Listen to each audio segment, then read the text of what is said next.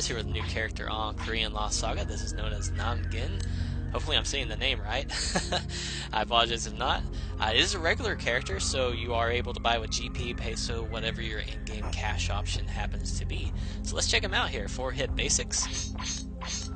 4th hit will do a nice mini stun, and the 4th hit does work as like Slasher's last hit. It does do 3 hits, so you only get the mini stun on the event you get more than 2 hits. So if you get 2 hits or less, you're only going to get a mini flincher. Let me go and try and show this right. So only 2 hits, you're not going to get that stun. Also, these attacks could not be deflected.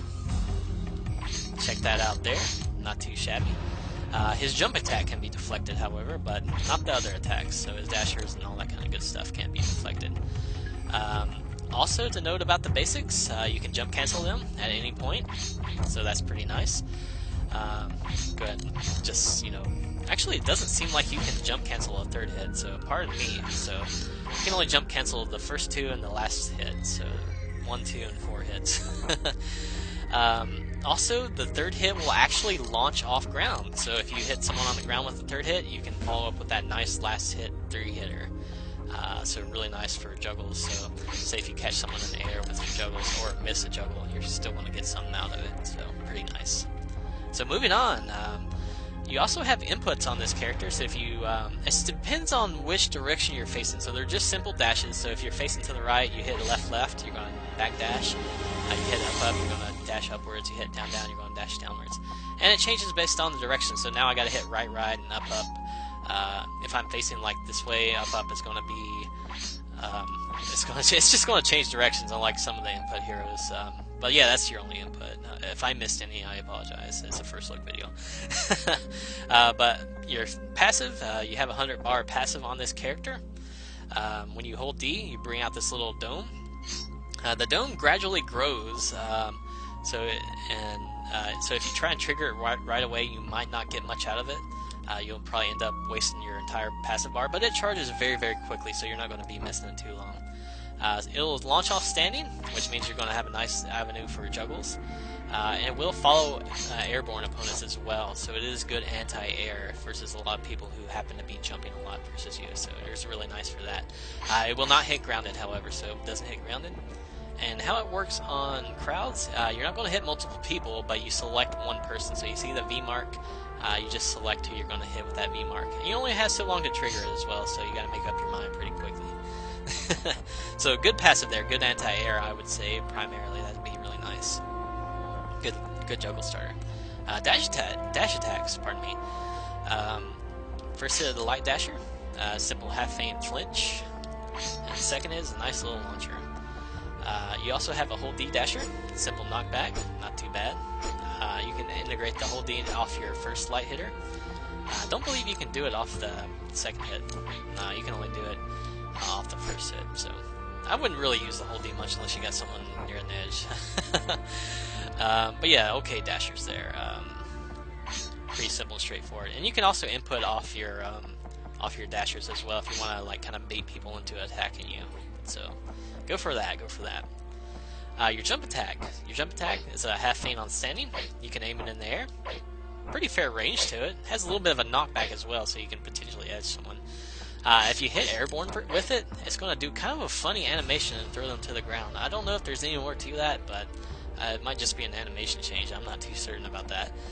Again, first look video.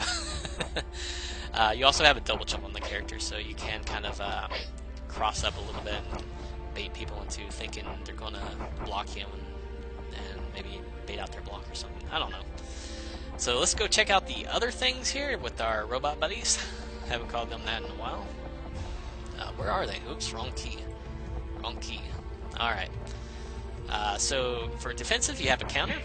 It's kind of a slow wind-up, but it does work as a guard breaker. Let me go ahead and try and show the guard breaker element. I want to demonstrate the guard breaker portion of the counter attack, and you can see it breaks guard, so it went through the ice. So if you catch someone at the end of their combos and try a counter attack, they're not going to be able to block it. So really nice guard breaker forward moving slash there.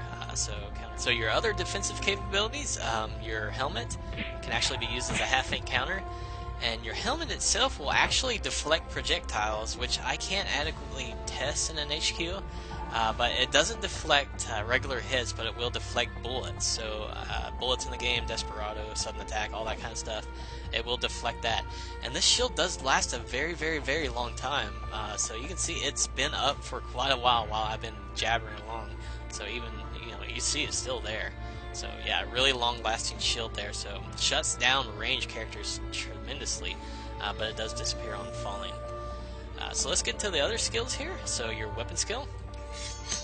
You summon a little circle and lift someone in the air, slashes them a couple of times, and then puts them into faint status. This does work on grounded as well, so really nice there. If you hit, it seems like I hit airborne there, so if you hit airborne I don't believe you get the same effect, but if you hit grounded you'll get that nice effect. Your armor skill. This one's a little trickier to explain without having someone jumping around, but if someone jumps when you have this triggered, it will pull them down and slam them down on the ground. So even if you knock them up into the air, it's going to slam them down. So it's very anti-jump oriented. It will just shut someone down who's trying to jump. It won't shut you down, but it will get anyone out of the air and pull them to the ground. And it does follow you around, so massive orb, massive anti-jumping capabilities with that armor. Really cool. Really, really cool. Helmet, again, it's projectile defense. Takes away all projectiles, so really crazy. It does go away on falling, though. Trinket. Trinket's a simple stomp down, which seems to put kind of like, Brawler's Mark style stun, which is going to guarantee you 1 or 2 hits, so you can probably dash attack reliably off that, or do other things. And it does hit grounded as well, so you can do as you like with it. So pretty neat gear, but pretty average, I would say. So yeah, that's it for Nangen, guys. Really interesting character, really interesting for a normal character.